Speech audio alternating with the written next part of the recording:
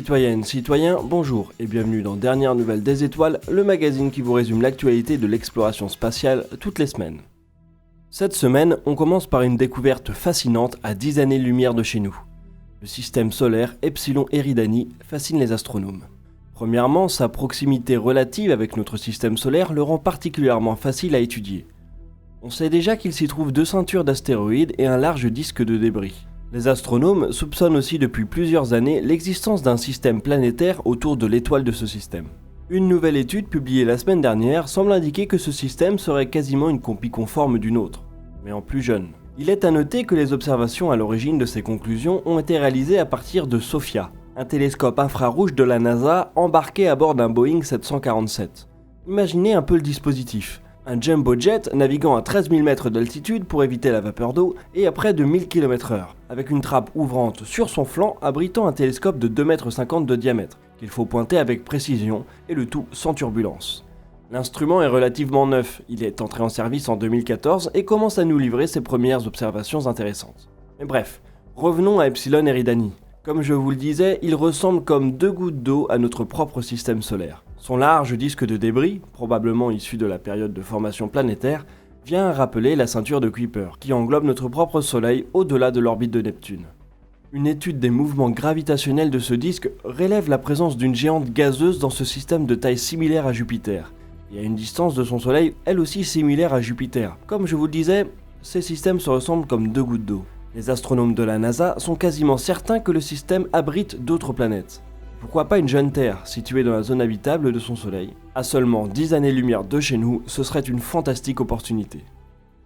Vous vous souvenez de Virgin Galactic? L'entreprise du milliardaire britannique Richard Branson est probablement la première tentative du secteur privé de s'inviter dans la conquête spatiale au début des années 2000. Entre 2002 et 2014, l'entreprise a réalisé de très nombreux vols d'essai à l'aide de son vaisseau spatial Spaceship Two, porté par l'aile volante White Knight 2.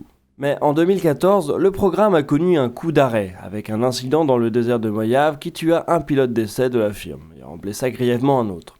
Ce vol faisait appel à un nouveau type de combustible qui n'avait jamais été testé en vol et qui visiblement n'aurait pas dû l'être. Eh bien, après des années de tests supplémentaires et de peaufinage, Virgin Galactic est de retour et semble enfin prête à embarquer des touristes spatiaux. Richard Branson a annoncé au début du mois que les vols commerciaux débuteraient l'année prochaine. Virgin Galactic se propose d'embarquer 6 passagers et 2 pilotes à bord de son vaisseau Spaceship Two.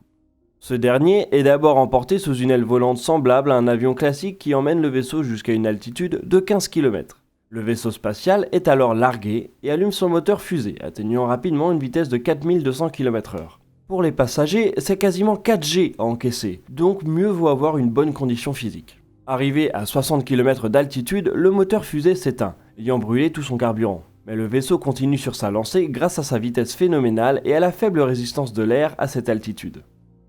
Sa trajectoire balistique l'amène donc jusqu'à une altitude de 110 km, jusqu'à ce que la gravité prenne le dessus. Il entame alors une phase de descente où il est progressivement freiné par une atmosphère de plus en plus dense. Puis il retourne en vol plané jusqu'à l'aéroport d'où il a décollé. Si l'aventure vous tente, vous pouvez déjà réserver un billet pour la modique somme de 250 000 $.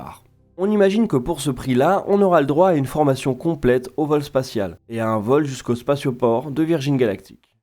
Allez, on finit cette semaine avec la NASA. Malgré ses déboires avec son lanceur lourd SLS qui lui a déjà coûté la bagatelle de 23 milliards de dollars pour un résultat bien maigre, l'administration spatiale américaine a bien l'intention de poser un certain nombre de vaisseaux habités ou non sur les différents corps de notre système solaire. Et c'est pour cette raison qu'elle développe un système d'atterrissage par rétrofusée, un peu à la manière de SpaceX. Celui-ci est dénommé le projet Cobalt.